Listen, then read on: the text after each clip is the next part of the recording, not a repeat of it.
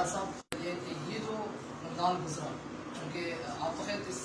سلسلے سے چلتے ہوئے آ رہے ہیں، لیکن بطور چیئرمین یہ آپ کے لیے کتنا مشکل تھا؟ اور اس مجھے کسی قسم کی کوئی ایسی چیز یا کوئی ایسی وہ نہیں تھی، کیونکہ یہ ایک شریعت کا مسئلہ ہے اور اللہ کا یہ شکر ہے کہ شرعی اصولوں کو دیکھتے ہوئے شہادتوں کی بنیاد پر ہم نے تمام جو فیصلے اب تک ہیں وہ کیے ہیں۔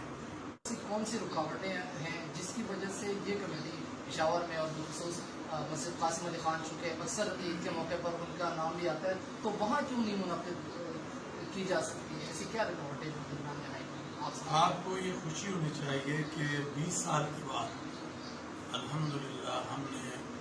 خیبر پختونخوا کے صدر مقام پشاور میں اس دفعہ اجلاس کو رکھا، کیونکہ جب میں نے پشاور کا دورہ کیا اور خیبر پختونخوا کا دورہ کیا تو یہ کہا گیا کہ جی ہماری شہادت کو نہیں مانتے، ہماری بات کو نہیں سنتے،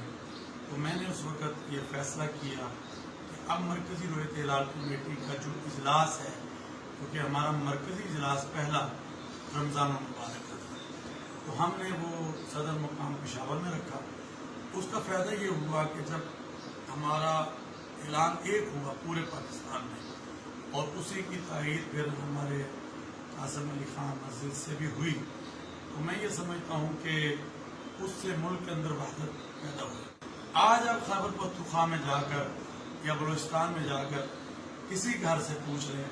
تو وہ انشاءاللہ العزیز اس رویت ہلال کمیٹی کے بارے میں اچھی بات کرتے ہوئے نظر آئیں گے۔ اپنے بڑوں سے سیکھا ہے کہ اگر آپ کسی کے پاس چلے جائیں اور محبت پیار کو لے کر اگر آپ بڑھیں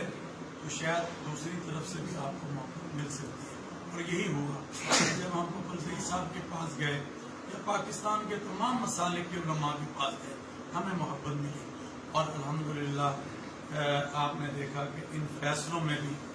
ان کے فیصلے جب ہمارے ساتھ آ گئے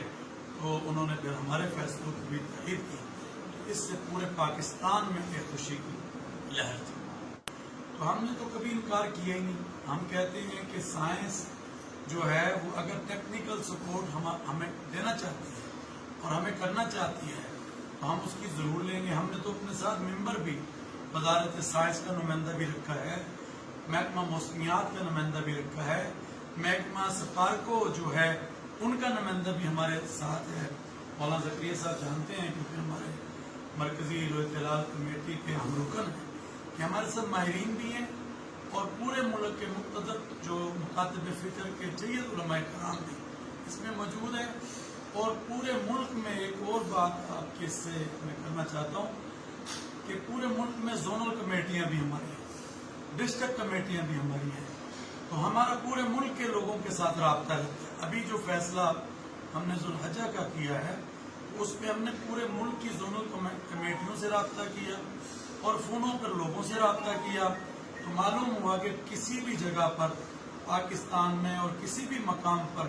پاکستان میں کہیں چاند نظر نہیں آیا یا اس کی شہادت مصروری ہے، تو پھر ہم نے فیصلہ کیا اور الحمدللہ اس فیصلے پر پورا پاکستان ملک میں کچھ یا بعض ایسے بھی دیگر حلقے ہیں جن کی ناراضگیاں چل رہی ہے، تو ایسا کوئی پروسیس نہیں ہو سکتا، کوئی فارمولہ نہیں ہو سکتا کہ آپ جو ہے ان کو قریب لائیں اور وہ جو غلط فہمیاں ہیں وہ دور کی جا سکیں؟ ہم تو پیدا ہی قریب لانے کے لیے ہوئے ہیں اور ہمارا تو مشن ہی یہی ہے کہ لوگوں کے درمیان اتحاد اور وحدت کو پیدا کریں۔ آج بھی ہم نے قومی یکجہتی امن کانفرنس کراچی میں کی اور اس کو ہم پورے ملک میں کرنے جا رہے ہیں۔ محرم الحرام کے بعد ہمارے پاس ٹائم ہوگا اور ہم مل کر انشاءاللہ ان تمام چیزوں پر آگے چلیں گے، اور جو بھی تحفظات علماء کے یا لوگوں کے ہوں گے